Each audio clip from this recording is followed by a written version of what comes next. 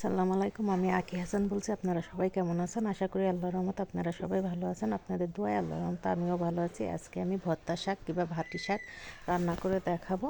এই যে ভাটি শাক ধুয়ে পরিষ্কার করে নিয়েছি, এর ভিতরে কাঁচা ঝাল আর লবণ দিয়ে আমি সিদ্ধ করে নেব। এই শাকটা খাইতে অনেক মজা। আমি যেভাবে রান্না করি সেভাবে আপনাদের সাথে শেয়ার করতেছি। এই যে আমি এর ভিতরে এক ফোঁটাও পানি দিইনি, এই পানি বেরিয়েছে, এই পানিটা শুকাই নেব।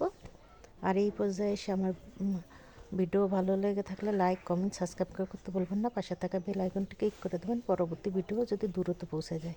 আমি তেল কড়াই গরম করে তেলটা ঢেলে নিচ্ছি, নিয়ে রসুনটা হালকা একটু আগে ভেজে নেবো, তারপর পেঁয়াজটা ভেজে নেবো, লাল করে ভেজে তারপর করবো।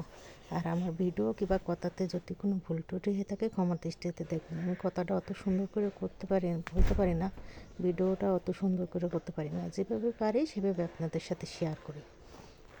আশা করি আপনারা আমার পাশে থাকবেন। এই যে পেঁয়াজটা ভালো করে ভেজে নিচ্ছি। এই যে প্রায় আমার ভাজা শেষ। এর ভিতরে এখন শাকটা ঢেলে দেবো। আপনারা চাইলে এখানে শুকনো মরিচ দিতে পারেন। আমি কাঁচামরিচ পরিমাণ একটু বেশি দিছি, তো এই জন্য আর শুকনো মরিচটা দিলাম না। আপনারা চাইলে শুকনো মরিচটা দিয়ে নিতে পারেন।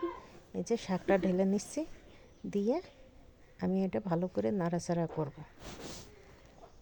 ভালো করে মিশিয়ে নেব। তেল পেঁয়াজ একসাথে যাতে শাকের ভিতরে মিশে যায়। এই শাকটা এভাবে করে খাইলে অনেক মজা লাগে, বিশেষ করে আমার কাছে তো অনেক ভালো লাগে।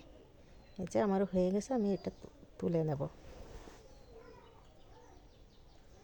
এই যে আমার হয়ে গেছে, দেখেন শাকটা হয়ে গেছে। শাকটা দেখতেও সুন্দর লাগতেছে, খাইতেও অনেক মজা। ভালো থাকবেন, আল্লাহ হাফেজ।